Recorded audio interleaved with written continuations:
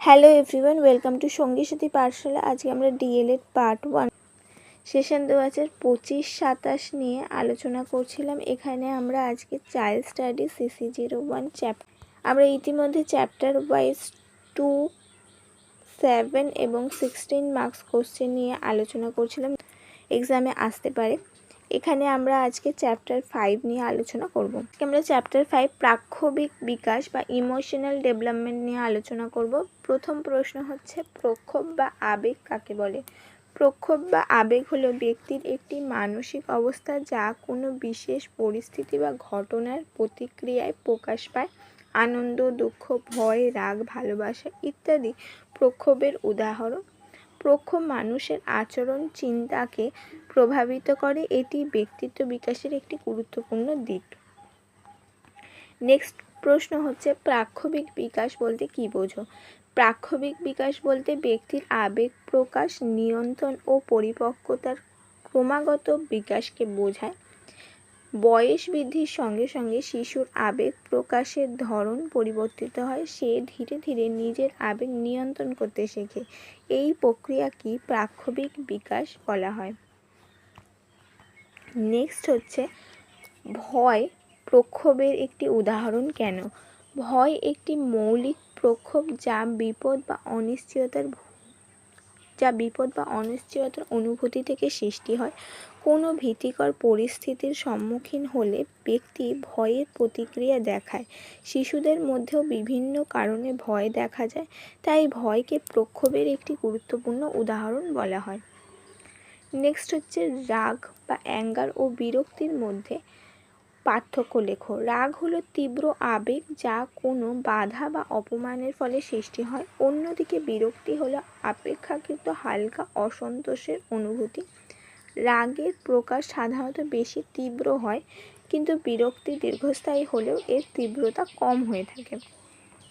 Next হচ্ছে, শিশুর প্রাক্ষবিক বিকাশে পরিবারের ভূমিকা কী? পরিবার শিশুর প্রথম শিক্ষালয় এবং প্রাক্ষবিক বিকাশের প্রধান ভিত্তি। পরিবারের সদস্যদের ভালোবাসা ও স্নেহ শিশুর মধ্যে নিরাপত্তা বোধ সৃষ্টি করে। ইতিবাচক পারিবারিক পরিবেশ শিশুর আবেগ নিয়ন্ত্রণে সাহায্য করে, ফলে তার সুস্থ প্রাক্ষবিক বিকাশ ঘটে। নেক্সট হচ্ছে, প্রক্ষোভ নিয়ন্ত্রণ বলতে কী বোঝো? প্রক্ষোভ নিয়ন্ত্রণ বলতে নিজের আবেগকে সঠিকভাবে পরিচালনা করার ক্ষমতাকে বোঝায়। এর মাধ্যমে ব্যক্তি রাগ, ভয় বা হতাশার মতো আবেগকে নিয়ন্ত্রণ করতে শেখে। প্রক্ষোভ নিয়ন্ত্রণ সামাজিকভাবে গ্রহণযোগ্য আচরণের গঠনে সাহায্য করে। এটি ব্যক্তিত্ব বিকাশের একটি গুরুত্বপূর্ণ দিক। নেক্সট হচ্ছে, প্রাক্ষবিক পরিপক্কতা বা প্রাক্ষবিক পরিপক্কতা বা ইমোশনাল ম্যাচুরিটি কাকে বলে? প্রাক্ষবিক পরিপক্কতা হলো নিজের আবেগকে যথাযথভাবে বোঝা ও নিয়ন্ত্রণ করার ক্ষমতা। একজন প্রাক্ষবিকভাবে পরিপক্ক ব্যক্তি সহজে উত্তেজিত হয় না। তিনি পরিস্থিতি অনুযায়ী আবেগ প্রকাশ করেন। সামাজিক সম্পর্ক বজায় রাখতেও তিনি সক্ষম হয়। নেক্সট হচ্ছে, ভালোবাসা ও স্নেহ শিশুর বিকাশে কিভাবে সাহায্য করে? ভালোবাসা ও স্নেহ শিশুর মধ্যে আত্মবিশ্বাস ও নিরাপত্তা বোধ গড়ে তোলে। এটি তার মানসিক সুস্থতা বজায় রাখতে সাহায্য করে। স্নেহপূর্ণ পরিবেশে শিশু ইতিবাচক আচরণ শেখে, ফলে তার প্রাক্ষবিক ও সামাজিক বিকাশ সঠিকভাবে ঘটে। নেক্সট হচ্ছে, প্রাক্ষবিক বিকাশে বিদ্যালয়ের ভূমিকা লেখো।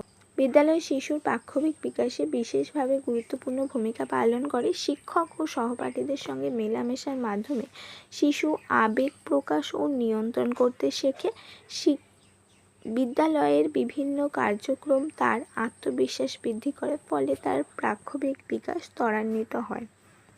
নেক্সট হচ্ছে, হতাশা বা ফ্রাস্ট্রেশন বলতে কী বোঝো?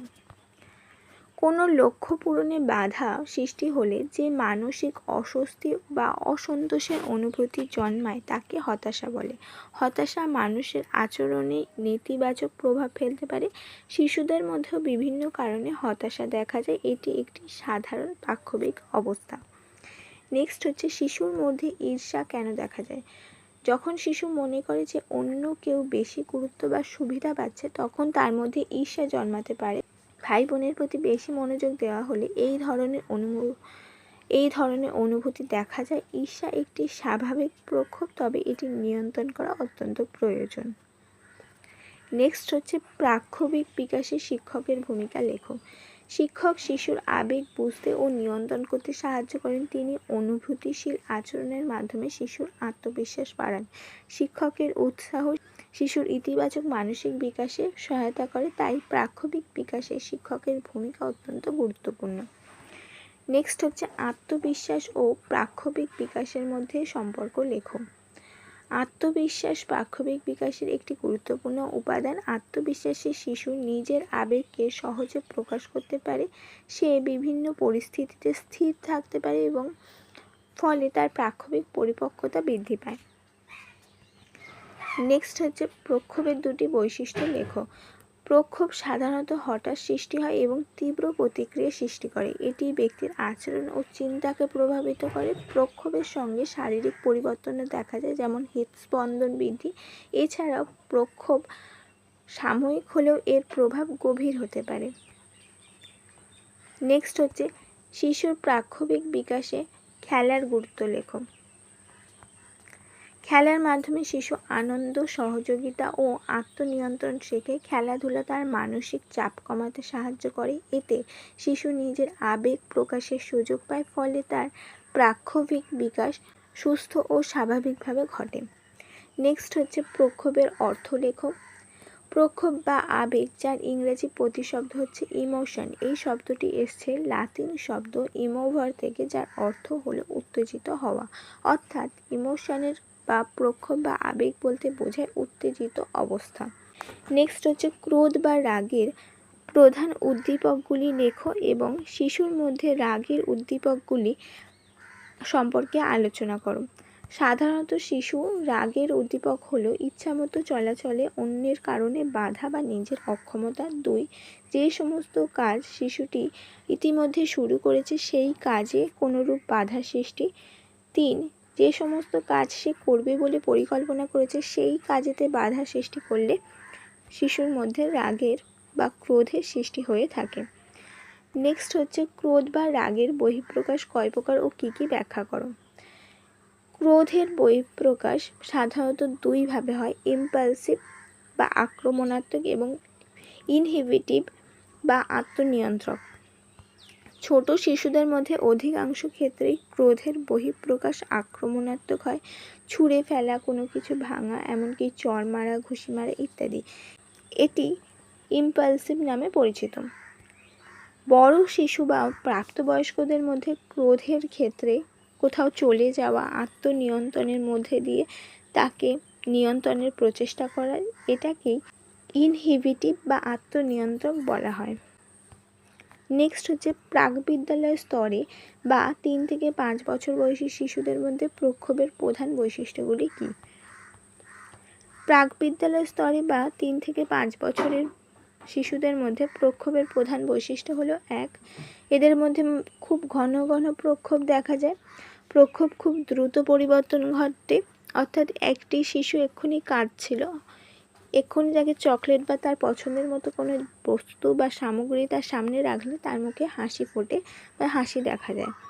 2 হচ্ছে সাধারণত মূর্ত বস্তুকে কেন্দ্র করে তার প্রক্ষোভ গড়ে ওঠে, অর্থাৎ যেটা চোখের সামনে সে দেখতে পাচ্ছে সেটার উপর ভিত্তি করে।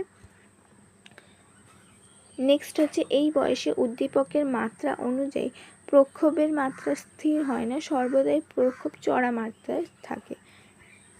অর্থাৎ এখানে কোনো কিছু দেখলো এবং তার উপর ভিত্তি করে তার একটা নিয়ন্ত্রিত প্রক্ষোভ দেখা যায় না। কোনো একটি জিনিস দেখলে সে যেমন প্রচণ্ডভাবে রেগে যায়, চিৎকার করে কাঁদবে, এবং সঙ্গে সঙ্গে আবার কিছু দেখলে সে খিলখিল করে হাসবে। নেক্সট হচ্ছে উত্তর বাল্যকাল স্তর, অর্থাৎ 5 থেকে 11 বছর বয়সী শিশুদের মধ্যে প্রক্ষোভের প্রধান বৈশিষ্ট্যগুলি লেখো।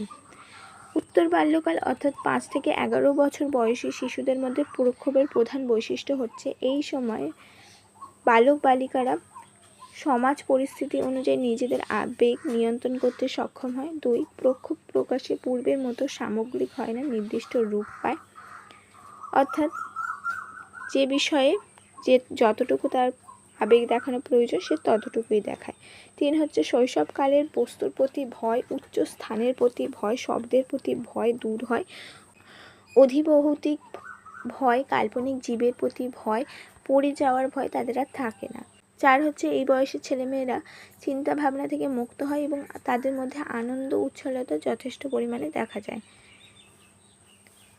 কিন্তু বয়স্কদের অবহেলা, সমবয়সীদের পরিহাস, কাজে বাধা, অন্যান্য সমবয়সীদের সঙ্গে স্বার্থবিঘ্নকারী তুলনা, টিজিং এই সব বয়সী ছেলে মেয়েদের মধ্যে রাগের প্রধান কারণ হয়ে থাকে। এই ছিল আজকে আমাদের চ্যাপ্টার 5 থেকে বেশ কিছু গুরুত্বপূর্ণ প্রশ্ন। বাকি প্রশ্নগুলো আমরা পরের পর্বে আলোচনা করব।